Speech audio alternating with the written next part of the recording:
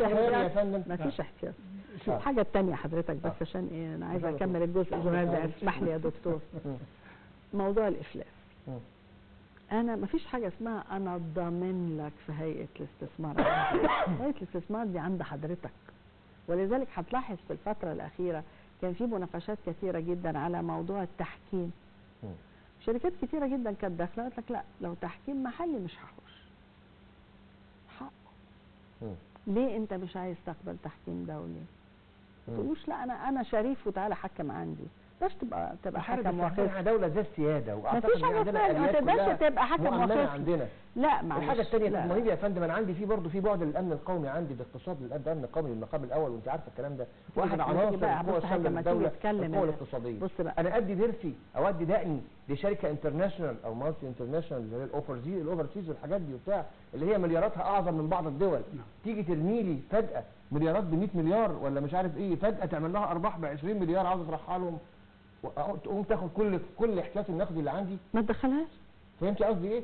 لا ما تدخلهاش. معايا يا فندم، يعني عارفه خطوره ده على احتياطي النقدي. اذا انت خايف من ده ولا انا غلطان يا فندم؟ بص حضرتك، لا حضرتك مش صح. لا معلش انا مش موافقه. عبقري. لا انا هقول لك ليه. حضرتك ما تدخلهمش. طب انت رايح لهم ليه بقى؟ انت رايح ليه؟ بس انا عاوز اقول لك حاجه. الجذب الاستثماري لدولتي، انا عاوز مستثمر على قدي. مفيش على قدك. انا هقول لك اسم من غير ما اقول اسم الشركه يا دكتور والنبي. انا هقول لحضرتك اسم، مش هقول اسم الشركه بس هقول منتجها. اتفضل. في شركه بتنتج مياه غازيه دوليه عالميه، مبيعاتها قد الناتج القومي الاجمالي بتاع المملكه العربيه السعوديه 3 مرات. والمملكة العربية السعودية الناتج القومي الإجمالي بتاعها أكبر من الأمة العربية كلها. فلما تيجي تقول لي شركة كبيرة دي بتنتج مياه غازية، دي شغلة كده. طيب يبقى أنت عاوز تجيب إيه؟ أنت يا فندم لو أنا رجل أمن في المقام الأول، أمن قومي، واخد بالك، وراجل سياسي سياسي مصري، أنا أقدر أخاف. أنا هقول بقى حضرتك رأي هيخضك. اتفضل يا فندم. عاوز السوق يستقر وعاوز البلد تستقر، دخل الشركات. اللهم صل على النبي. يعني عارف ليه؟ عارف ليه؟ يا فندم حكوماتها اللي تحميها. حكومتها هتحميها وتحمي مكاسبها.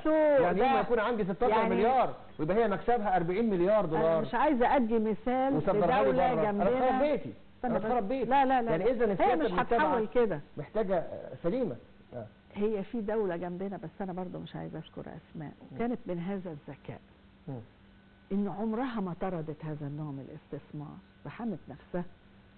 الحكومات هناك بتشيلها وتحطها الشركات دي. فلو أنت أذيت مصالحي في المنطقة أنا أشيلك من هناك. يعني بلغة أكثر، عايز تحمي نفسك تجيب الشركات. يعني الحل الوحيد ان انا اجيب الشركه دي، وجهه نظر سيادتك دي شركه ايه ده؟ انا لو اقول لك لا ولا حلفهم وحلفهم ليه؟ اللي هم مش هيضروا لي ولا لا انت تحسبها. انت تحسب حساباتك. عاوز تشتغل بشركات صغيره اشتغل، بس اذا عملت لك حاجه. لا انا عاوز اتكلم على الاقتراح اللي سيادتك قلتيه انه لا تخوف هناك. انا شخصيا ما عنديش اخاف. ما انا ما بخافش. لا يعني لا يا فندم، بكلمك بصراحه. طب رد انت يا دكتور احمد. انا عندي 3 مستويات للاستثمار. كويس. الاستثمار في البورصه. نعم. والاستثمار في القطاع الخدمي والترفيهي. والاستثمار الزراعي والصناعي. الاستثمار الزراعي والصناعي اي واحد هيدخل فيه هيبقى طويل الاجل بطبيعته، لانه يشتري الات ومعدات واجهزه واراضي ومباني واستثمارات ضخمه جدا. من الاسف. وهذا لو ان ارباحه بلغت ما بلغت انت هتستفيد اضعاف ارباحه. بالظبط.